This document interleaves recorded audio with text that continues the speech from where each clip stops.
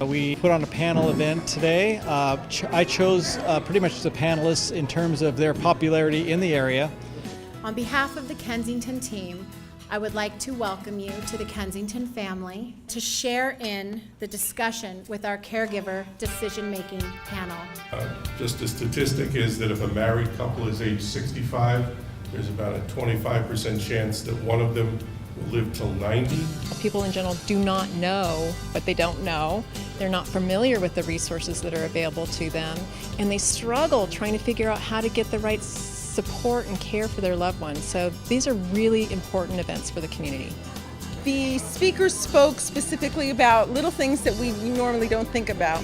Other avenues. There are a lot more options than we all just kind of think. My mother ended up dying in a hospital, and I wasn't there because no one wanted to talk about hospice, bringing her home, making her comfortable, and talking about the inevitable.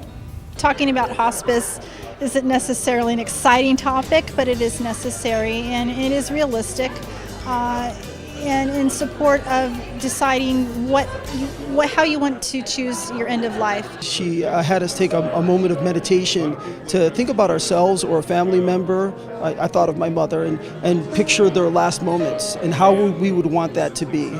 And it actually, in my meditation, it had me coming to tears to realize how powerful it is to think of what is the best scenario that you want your mother to be in.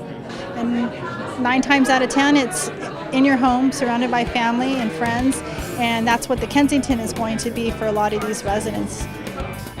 Sometimes people get desperate, and if all they have in their estate is a house, they deed it to their kids. And I tell them, you just gave away the house, but that doesn't solve the care problem. That grant deed can't help your parent get care. We gave them a lot of information. We tried to make it understandable to the general public. You may not know that the most you can get at this time at age 66 is about $2,400, and the most you can get at age 70 is about $3,400. I was really fortunate to hear from lawyers, financial planners, as well as gerontologists about what it takes to really put together a dignified end of life for your parent. You may be afraid now to have the conversation with your parent who's 78, but as cognitive impairment may decline and you can never predict that, would you rather have that conversation now? Or would you rather try to have a conversation with someone who's not capable?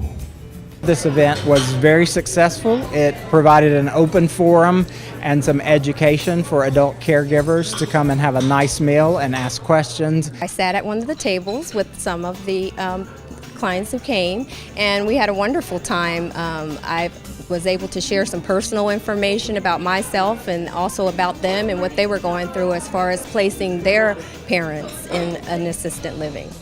I knew a lot about where I needed to go, but there was a panel of people here that I could actually contact now to follow up with some of this stuff that I've heard about from all kinds of different sources. This was an extremely successful event for the Kensington. The family and friends that came were very well informed, and they would like more information, and they have been asking if they could come in and take tours of the new community.